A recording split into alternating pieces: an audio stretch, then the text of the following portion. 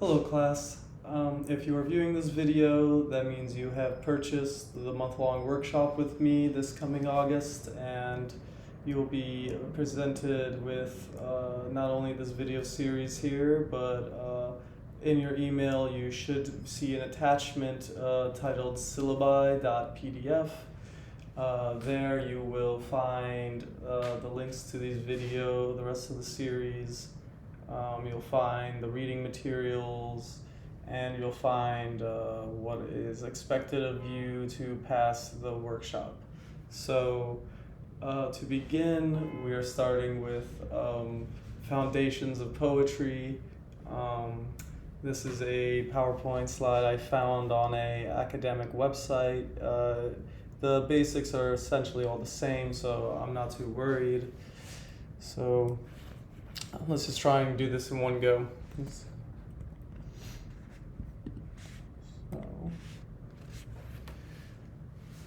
poetry. Let's start with the definition of poetry.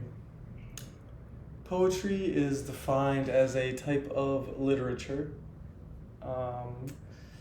that expresses ideas, feelings, or tells a story in a specific form, meaning usually using stanzas and lines. There's a lot we could really go on here. I imagine if you're attending this workshop, you have some understanding of what poetry is and what poetry isn't.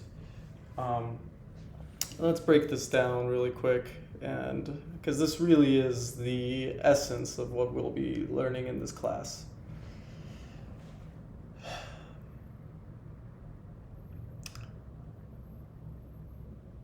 Literature is something literal. It's something involving literary qualities. This is really in regards to words,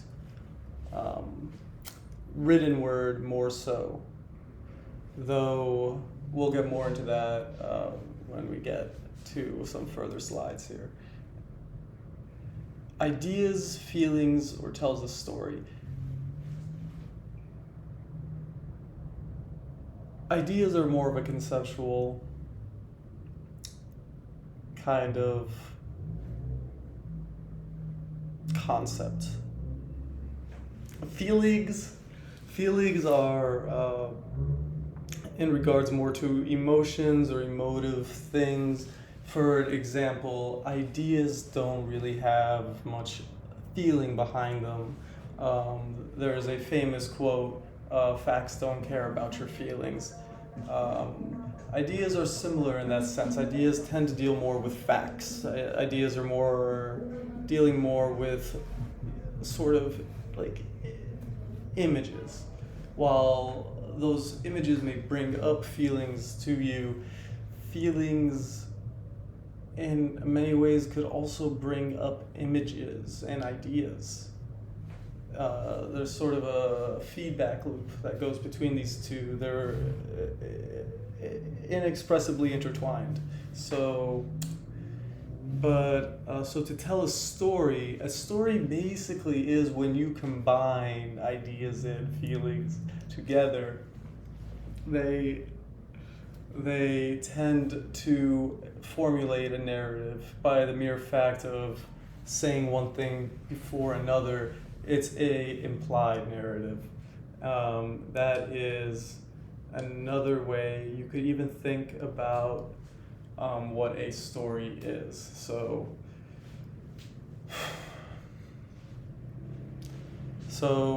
lines and stanzas, we're going to get all into that junk in the upcoming slides. Let's just try and get through this. Okay, POV in poetry. Class, this is a big distinction. In a poem, you can kind of see it as a binary system. A poem has a poet, and a poem has a speaker. So in this PowerPoint, the definition of a poet is the author of the poem. For speaker, they define speaker as the speaker of the poem is the narrator of the poem. So the poet is really just someone who pens the poem, literally writes it down. That is the poet, the one that is doing the writing. But the poet has the ability, the uncanny ability to speak. Has the uncanny ability to speak in this poem using a device known as narration. The narrator of the poem could, for all intents and purposes, be for real, not be the poet. The poet has the ability to speak as something other than Poe itself. It is really a testament to poetry. This really unique idea, and perhaps it comes from poems, for all we know. And so, when a poem is being narrated, it does not necessarily have to be the poet that you are reading. It could truly just be a speaker designated for that poem by the poet. It's a little bit of it comes somewhat in stages, one could say. So this one is complicated. Research it on your own time. So this is where we've mentioned it in the past. We'll be bringing it back now. This is form. Form is what encapsulates the poem. It is really the powerhouse of what makes a poem and what makes poetry. And let's read this slide. Form is the appearance of words on page. Line, group words together on one line of poem. Stanza is a group lines arranged. So, a word is dead when it is said, some say. It just begins to live that day. That is a great quote. So, form, let's break this down a little bit. This is truly form is obviously visual due to the appearance, and a line tends to be in a poem horizontal. A stanza tends to be a vertical stack of the horizontal lines. What people really mean by form in a poem is kind of in regards to how the words are placed on the page. You'll find that it's difficult to know the forms of certain poets. An example I would say is Sappho, whose words we find really on small pieces of rock that have survived, some being only a word long. That is a poem with a very special and unique form. So you could say that rock is a line or a stanza. Maybe multiple rocks would be a stanza of Sappho's. So jot that down. Next line. Kind of stanzas. Ooh, now we're getting into some more of the complicated things about poetry. You might not be able to handle all this, but so we got couplets. That's 2 lines, formulating a stanza. They look like it's a very romantic type of what you would call a stanza, a couplet. I would go as far as say that that stanzas are all actually couplets or couplets. So we got quatrains, quintets. Quintets tend to also be a musical number. We got septets and an octave. That is another musical type of stanza. Sound effects, rhythm. We got some rhythm. Rhythm is a part of poetry. It's used by poets every day, and rhythm can be created by meter, rhyme, alliterations, and refraining from literature. Next slide. So there's nothing you really need to know about meter. Meter isn't used anymore in poetry, and it tends to be a more kind of outdated way of writing a poem. You might find people who dress steampunk still write this way. People with little mustaches, they will appear at poetry readings and they will use meter and rhyme. It's okay, just stand politely, observe, and part ways. God bless. So, meter. So now we're getting into some real shit. We got free verse, poetry, it's modern, okay? Free verse is very modern. Free verse is sort of like telling a little story, okay? It's kind of like we don't rhyme, we don't try and do little singy song stuff. We appreciate poems for just being the poems they are. We don't need all this little gimmicky, sound good type stuff. In fact, you might still get a little bit singy-songy, but it's like a lot more natural, a lot more in tune with real life. You know, you're appreciating the true beauty of language. Now, blank verse. Blank verse is apparently different from free verse. I guess they are written in iambic pentameters. So that is interesting. We got rhymes, we got the rhymes. Y'all know what rhyming is.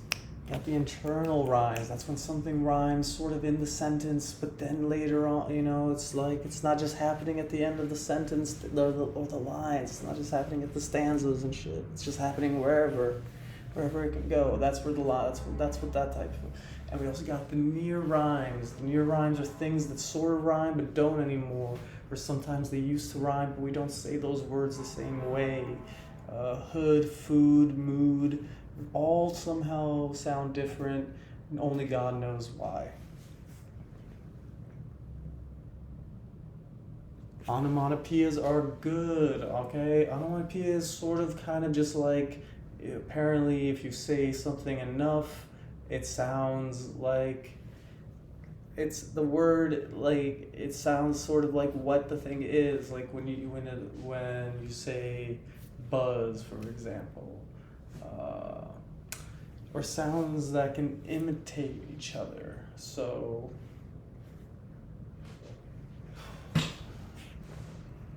alliteration's good. Alliteration, you might want to use it, right? It's like kind of like a backwards rhyme.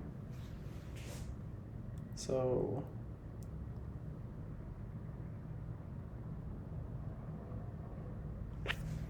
consonants, I guess, is like an alliteration, but like it's even more like whatever.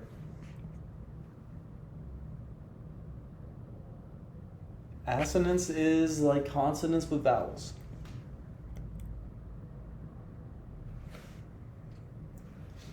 A refrain, that is something to sound pretentious in your poem, also known as repetition.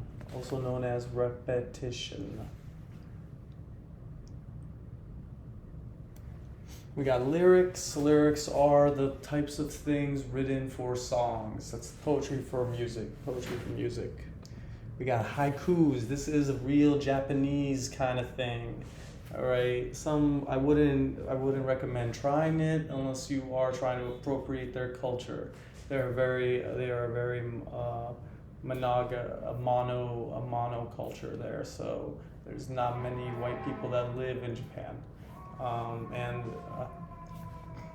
they have basically, this is they say, this is a big lie here, they say there's 5 syllables in it.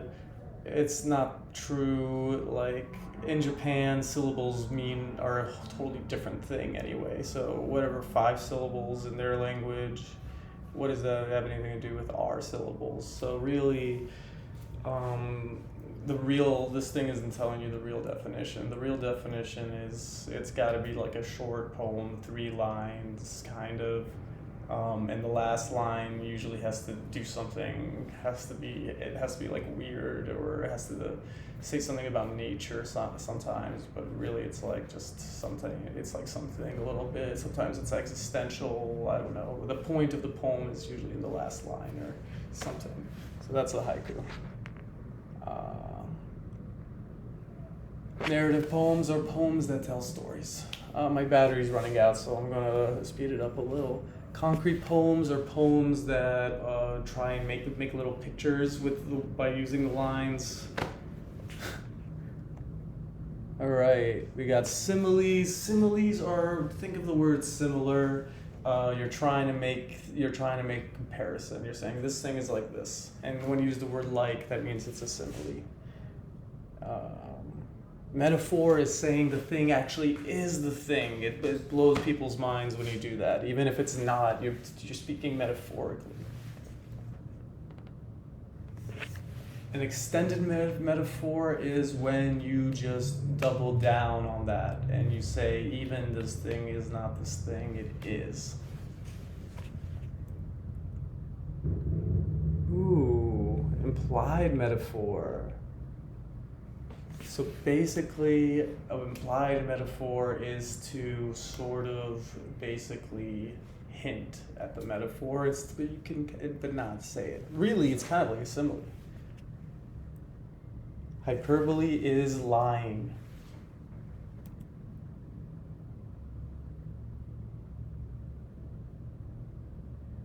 I've never heard this word, but I guess it means irony.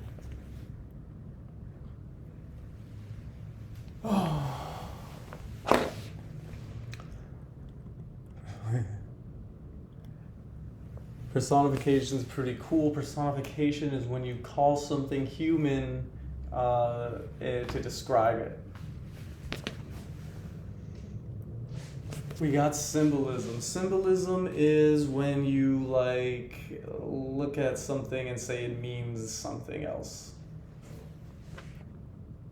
We got an illusion. Illusion is kind of like a simile for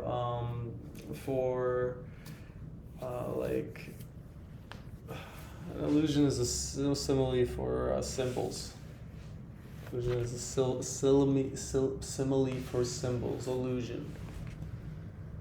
Imagery is when you describe something that you can see, but sometimes it can even be something that you taste or smell or hear, and that's an image. The words produce images in all senses.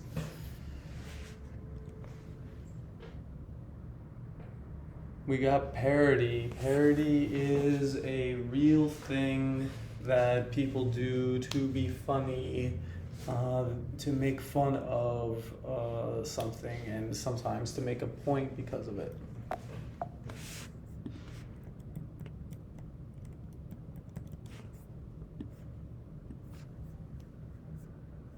Okay, and that seems to be it for that. Thank you so much, you guys, for the beginnings of this class. We'll be going off in the next class. We're going to be talking about how to write a poem, where to begin, and how to see if a poem is good or not. And so that about wraps it up here for today's class. So I just recommend you guys get good sleep, and major love to all of you. God bless to everybody, and I just want y'all to have a great rest of the day. And thank you so much and we'll be continuing class next week. God bless you.